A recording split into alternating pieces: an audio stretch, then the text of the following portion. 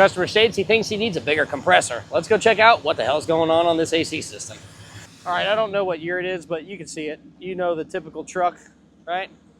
Typical, what, mid-90s Chevrolet? This is the color it used to be. Look at this interior, man. This thing is like perfect. Now, it used to not be like this. I have seen this truck before, and when I saw it, it was gutted. There was nothing on the interior at all. But he called, said something about his AC, and he said, hey man, I think I need a bigger compressor. And I said, well, it doesn't really work that way, so we need to get out there and go through an evaluation and find out what the hell's going on. So that's what we are here to do today. And as of right now, I'm just checking my typicals. Oops.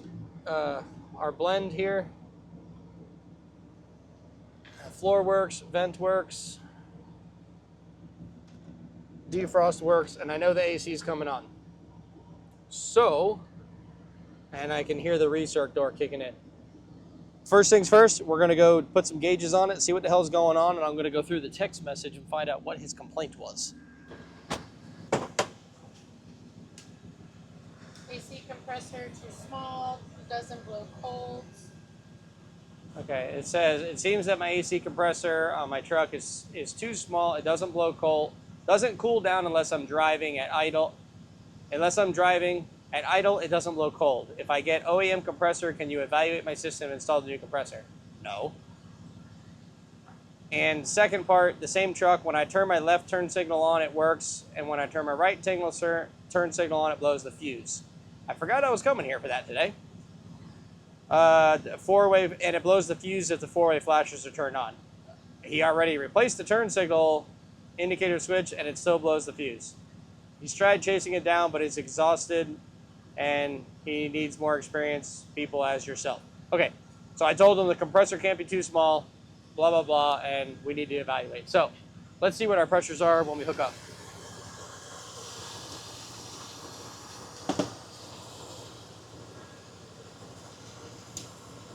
What do y'all think it's gonna be? High head pressure or low charge? Probably low charge. We're doing 175.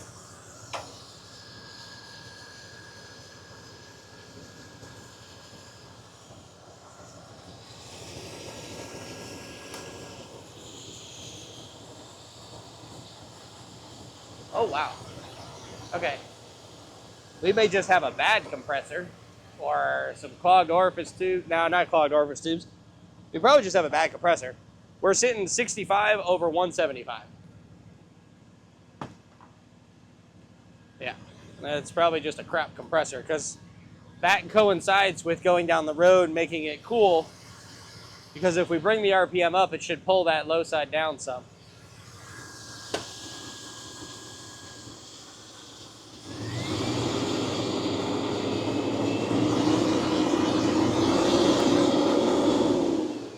Just that brings it down to 50. So let me go shut it off. We're going to pull an evacuation on it just to confirm the charge and go from there. Okay, let's let this start to recover. Can we, I don't know if I have his VIN number in the truck, in the system,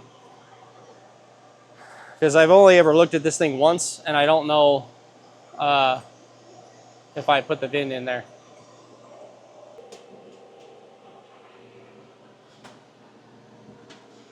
No, but it's a 94 Cheyenne. That's good. Get your stuff out of the way, please. All right, so let's look up some wiring diagrams on the turn signals real fast. So I'm assuming he's blowing the turn backup fuse anytime he turns the left turn signal on. So, all right, key on. Left works fine. Oh, I heard it. I freaking heard it. Okay, so we're probably a dead short to ground on the right-hand side turn signal stuff. Like I said, I know the bed's been off of this thing. I think a best option is to go over there and start poking around a little bit. All right, we're draining oil. We'll deal with that in a second. I want to show you what I did. So under the steering column, this is our turn signal connector goes to our turn signal switch here. So dark green and blue, sorry, blue and dark green. This is the rear, this is the front. Front turn signal, rear turn signal. So what I did was I used my power probe and I powered the green, and my wife said the light comes on in the rear of the car. The blue is going to the front. So that means, and it blows my circuit breaker here. So that means that my problem is in the front of the vehicle on the blue section of the turn signals.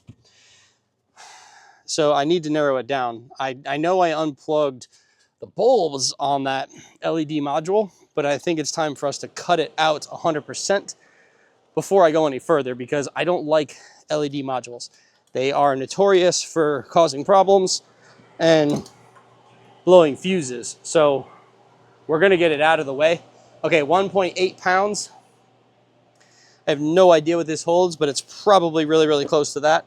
We will update you on that in just a second. I'll have to look in the system, but I'm on the trail of this first. So right down here, I'm gonna keep you out of the sun, but down here, there's a module right here, I think. And there's just wires laying here. This one's touching ground. I wonder what these go to. But these blue wires that come out of here are technically what goes to our front turn signal. Let's see if we undo this one now.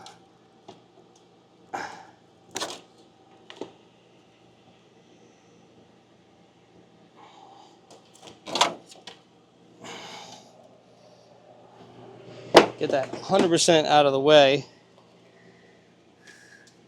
So many just bare wires in here that I don't even know what they go to. But these blue wires are supposed to be what is on that circuit for the front lights. Still definitely a short to ground on that. So it might not be the LED box. It's going to be something somewhere. Still have a problem there.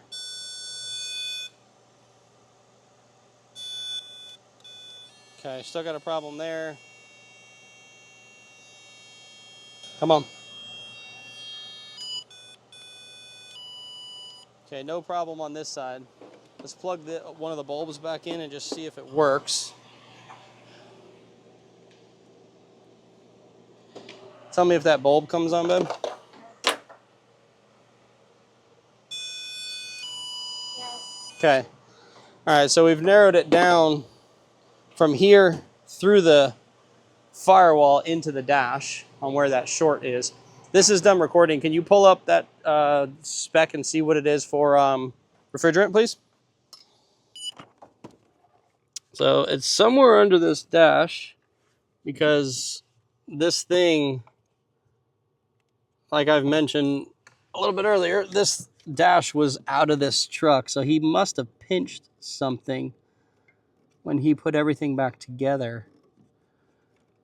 That's my theory anyway, since we know it's narrowed down to under the dash from under the hood.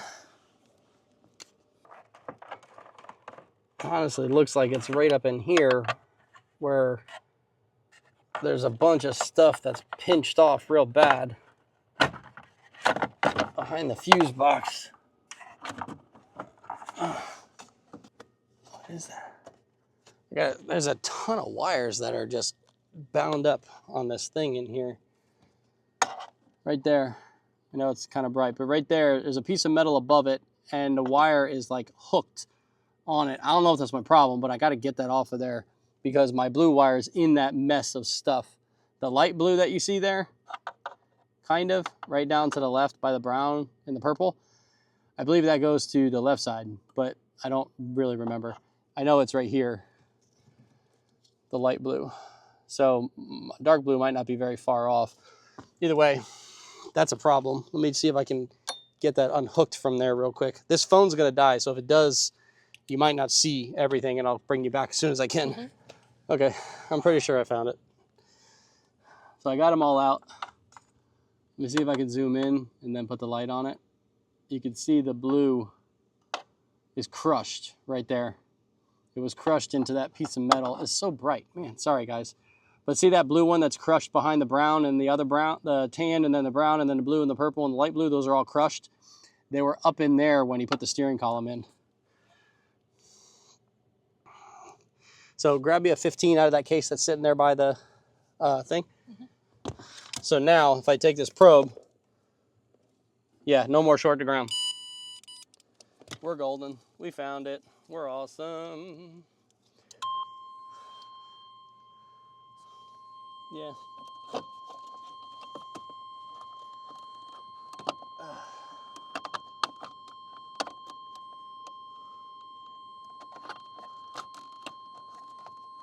Okay, so left turn. Left turn working? No. No? What? No. No? Okay.